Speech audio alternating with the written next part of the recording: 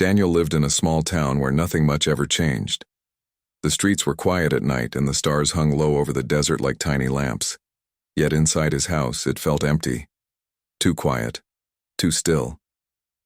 He thought often about Claire, the one person who had made the silence feel warm. She wasn't a lover, but she was his closest friend. They had shared long talks on the porch, laughter over small things, and the comfort of simply being there for each other. But one day, she moved away to another city, chasing a life she believed was waiting for her. Ever since she left, Daniel felt a space in his heart that no one could fill.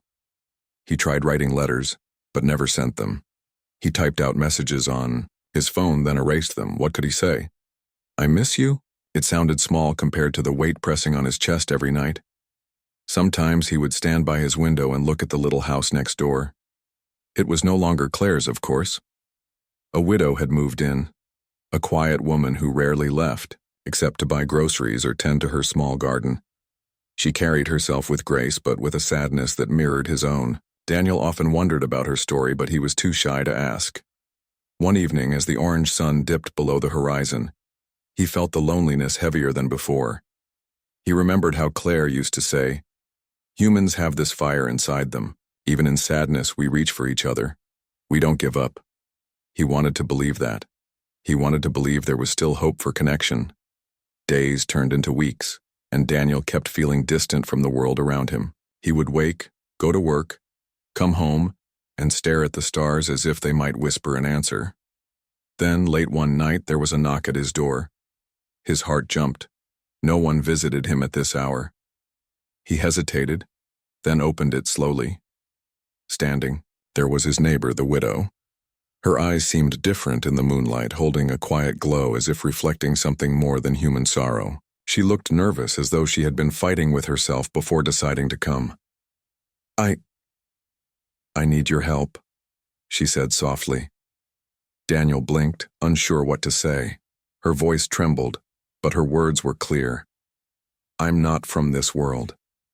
For a moment. Silence stretched between them. The desert wind rattled the leaves outside.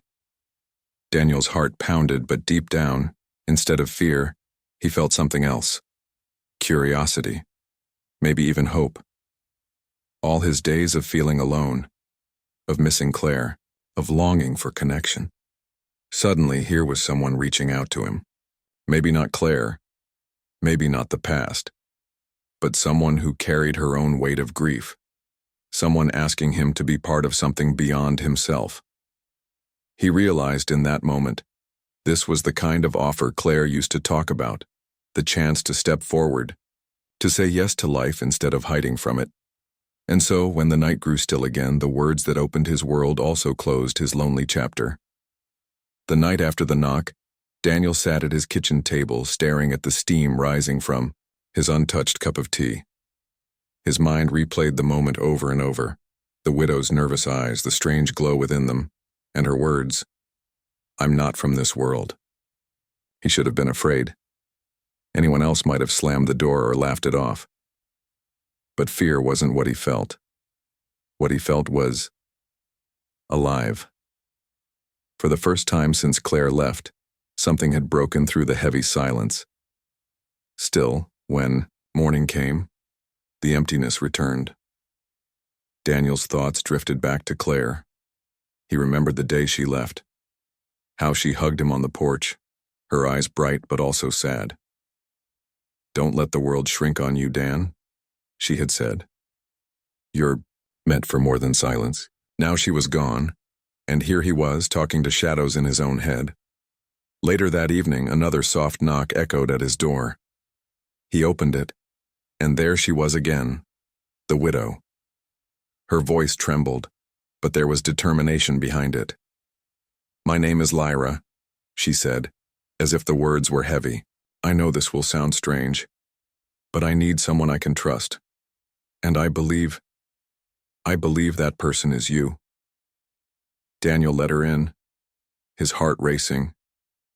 She sat at the table where his tea still sat cold. Her hands shook as she held the cup he offered. Finally, she spoke. "My husband and I, We came here years ago. Not to harm, not to rule, but to learn. He died before his work was finished, and I have been alone ever since. Daniel listened, his chest tightening. The way she spoke of her husband, the loneliness in her voice. It mirrored the ache he felt for Claire. "Why tell me this?" he asked. "Because humans," she said carefully, "have something my people admire.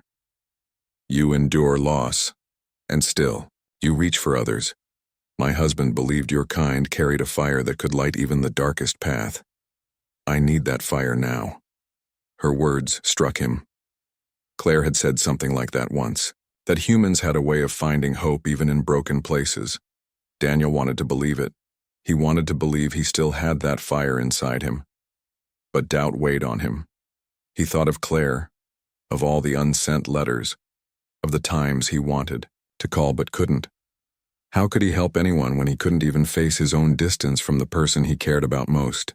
Lyra watched him quietly as if reading the storm in his mind. Then she said softly, "Sometimes it is easier to reach for a stranger than to reach back for someone you love. But either way, the reaching matters. It keeps the fire alive." Daniel swallowed hard. He didn't know what she was asking him yet. But the simple truth was this. She needed him, and deep inside he needed her too. Not as Claire, not as a replacement, but as someone who reminded him that he wasn't entirely alone. The night stretched on as they talked. She told him fragments of her world, the colors of her skies, the songs of her people, the courage of her husband. Daniel shared his own small stories, the quiet porch nights with Claire, the laughter over burnt dinners, the ache of her absence. In their grief, they found a strange mirror. Two souls from different worlds, both scarred by distance and loss. When she finally stood to leave, she paused at the door. "I will return tomorrow," she said. "There is something I need to show you. Something my husband left behind. It may change everything. But I cannot face it alone."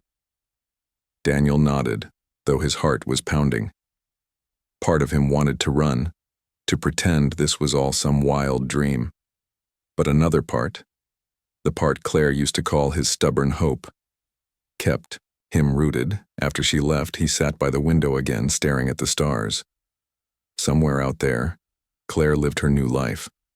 He didn't know if he would ever find the courage to reach for her again.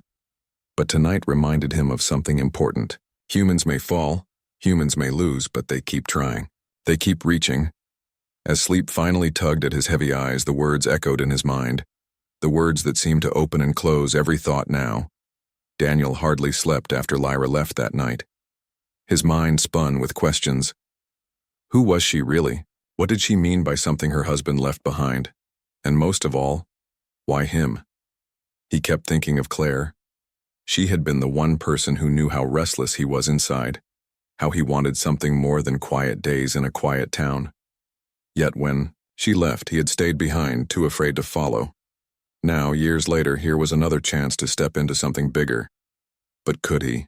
The next evening, as promised, there was a knock at his door. Lyra stood there again, her eyes steady but heavy with the weight of grief and purpose. "Come with me," she said simply. Daniel followed her across the dusty back roads that led to the desert. The stars were brighter here, stretching endlessly across the sky. Claire used to love the stars, and he felt her absence sharper with every step. Finally, Lyra stopped at a rocky hill. She knelt, pressed her palm to the ground, and a low hum filled the air. A hidden door slid open in the sand. Daniel froze. His breath caught. Beneath the earth was a chamber glowing faint blue. Strange shapes lined the walls, technology unlike anything he had seen. At the center rested a small craft, battered and scarred like a wounded bird. "This," Lyra whispered, "was my husband's work. He dreamed of repairing it, of flying again. But he never finished. After he died, I could not face it alone." Daniel stepped inside, his eyes wide. He ran his hand along the cool metal of the craft. He didn't understand any of it, but he felt something stir inside him. "Why me?" he asked quietly. Lyra looked at him, her voice soft. Because humans create solutions where there should be none. You see not only what is broken, but what can be made whole. I have watched you, Daniel. Even in your sadness, you keep living. You keep hoping. That is the strength I need. Her words cut deep. He thought of Claire again, of all the times he wanted to reach out but didn't. Was he really someone who kept hoping, or had he just been too afraid to move? Still, as he looked at the broken craft, he felt something different from the emptiness he carried at home. Here was a purpose. Here was a chance to make a difference. I don't know anything about this, he admitted. You don't have to, Lyra replied. I will guide you. But your spirit, that is what matters. Together they spent hours examining the ship. Lyra explained symbols, panels, and energy cells. Daniel didn't understand much, but he listened, asked questions, and tried. Each time he managed something small, connecting a wire, adjusting a panel. Lyra's eyes softened and her sadness seemed lighter. In her presence, he felt less alone. He realized something. It wasn't just about helping her. It was also about helping himself. Yet that night when he returned home, the weight of Claire's absence returned. He sat at his desk, staring at an unsent letter. He wrote, Claire, you once told me humans carry fire inside them. I don't know if I still have mine. But I'm trying. I wish you could see me now. He didn't send it. He folded the paper and placed it in a drawer with the others. The next days followed a rhythm. He worked with Lyra in secret, learning, building, laughing sometimes despite himself. In her grief, he saw his own reflection. In her trust, he felt needed again. But in quiet moments, Claire's memory still ached. He wondered if she thought of him at all, if she regretted leaving, if she ever missed their long nights on the porch. One evening, as they rested by the glowing craft, Lyra said softly, You think often of someone far away. Daniel nodded, surprised. How do you know? Because the sadness in your eyes is the same as mine. You have someone you want to reach, but you don't know how. He didn't answer, but she was right. Lyra touched the ship gently. My husband used to say that humans are strongest when they feel weak, because in those moments you reach out. You build bridges where others build walls. That is why your kind gives me hope. Daniel stared at the stars again, hearing Claire's voice in memory. Don't let the world shrink on you. Maybe this was what she meant. Maybe this was his chance to grow beyond the silence. When they finished for the night, Daniel walked home under the vast desert sky. The ache of distance from Claire was still there, but it felt different. Not just loss, but also a reminder. She had moved away, but the fire she believed in was still inside him. As he unlocked his door, he whispered the words that had come to define his days now. Words that carried grief, mystery, and hope all at once. The days in the desert had become a rhythm. Daniel would wake, work through his ordinary job, then wait until nightfall when Lyra would knock softly on his door. Together they would walk under the stars, down into the hidden chamber, and work on the broken craft. Each night, Daniel felt a little less empty. He still thought of Claire. He still missed her laughter, the way she filled silence with warmth. But when he worked with Lyra, the ache seemed less heavy. There was purpose now, even if it was wrapped in mystery. But soon, whispers began to stir in town. At the diner, a pair of men spoke of strange lights out in the desert. At the gas station, someone mentioned trucks parked where no one lived.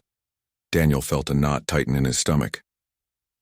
One evening, as he and Lyra left the hidden chamber, he noticed tire tracks in the sand that weren't theirs. We're not alone, out here, he said quietly. Lyra's eyes darkened. They must not find the ship. If they do, everything my husband protected will be lost. Daniel swallowed hard. He wasn't sure who they were, but he could guess. The government, maybe. Agents who chased secrets. Whatever the case, they would see Lyra as a threat, not a neighbor. That night, lying awake in bed, Daniel thought, again of Claire. He imagined telling her everything, about Lyra, about the ship, about the danger. Claire had always believed in reaching for something bigger, in not hiding. Would she be proud of him now? Or would she say he was foolish? Wanted to call her. He even typed her number into his phone, his thumb hovering. But the words wouldn't come. He deleted the screen and set the phone aside, the distance between them heavier than ever. The next evening, when Lyra knocked, her face was pale. "They are closer," she said. "I can feel it. We must hurry." Inside the chamber, the air seemed tense. They worked faster, hands moving quickly over panels and wires. Daniel's fingers ached, but he didn't stop. "Why risk this?" he asked, breaking the silence. "Why not just leave? Disappear before they find you?" Lyra's eyes softened with sorrow.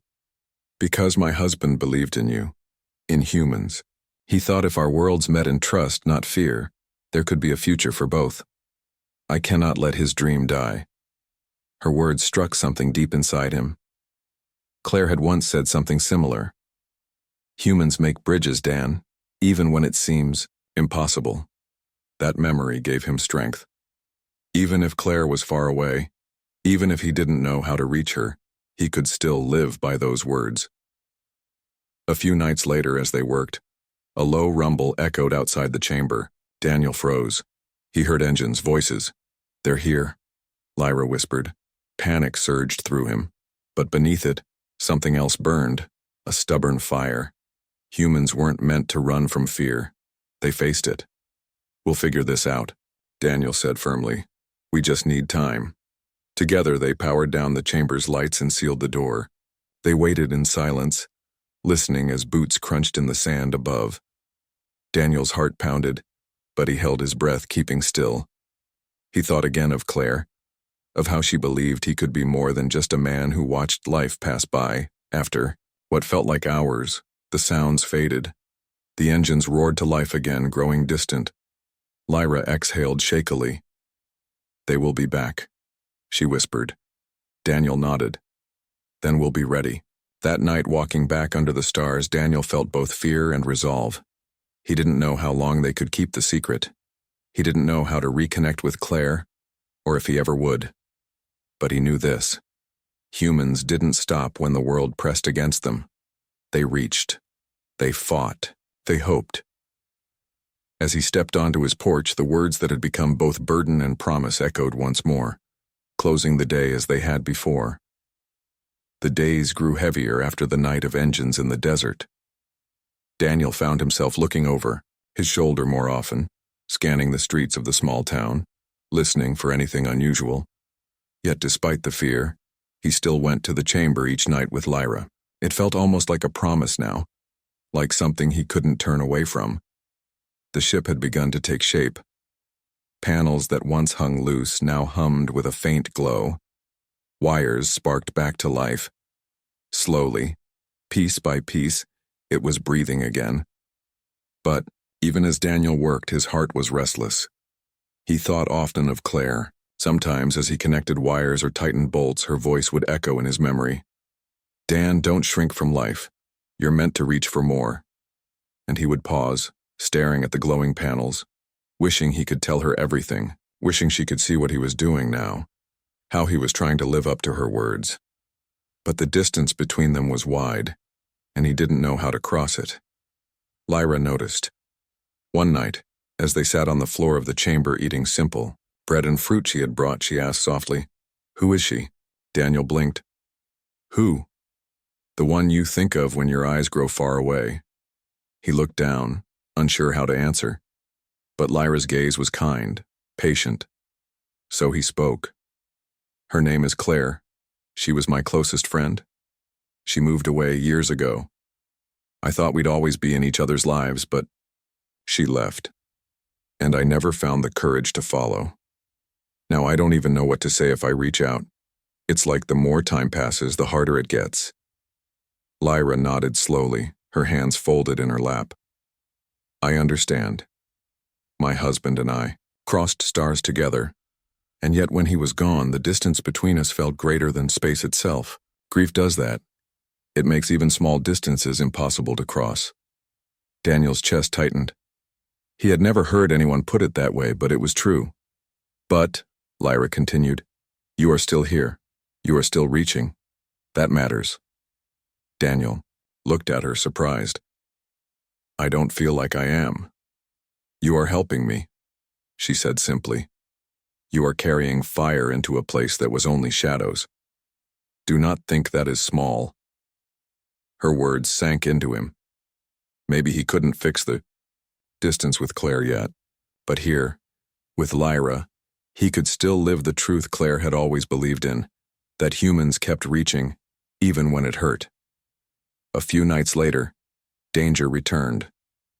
As they worked in the chamber, a faint vibration rattled the walls. Voices echoed, above, closer this time. Daniel's pulse quickened. Lyra froze, her hand tightening on his arm. They're searching, she whispered. Daniel swallowed hard. Then we need to be smarter than them. He thought quickly, his mind racing. Humans weren't the strongest or the fastest or the most advanced, but they were clever. They adapted. Turn the lights down, he said. Make it look abandoned. If they break in, we'll hide in the storage alcove.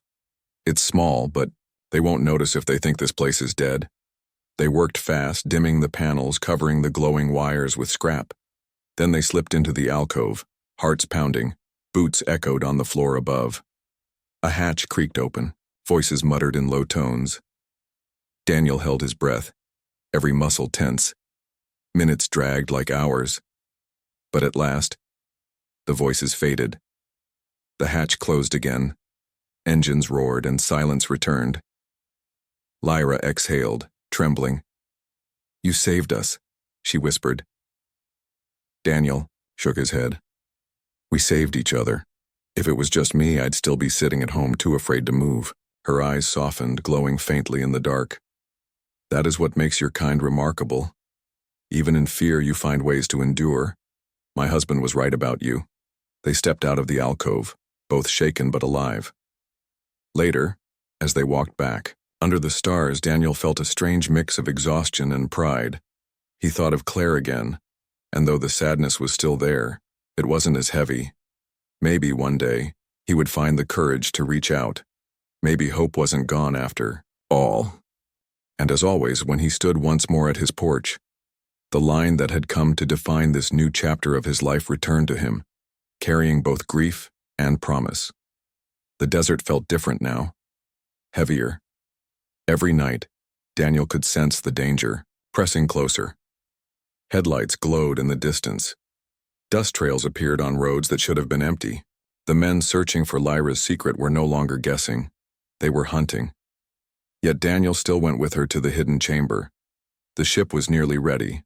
Wires that once sparked weakly now glowed with steady light. The panels hummed, and the air felt alive. But time was running out. One evening as they worked, Lyra stopped and placed her hand on the ship's curved surface.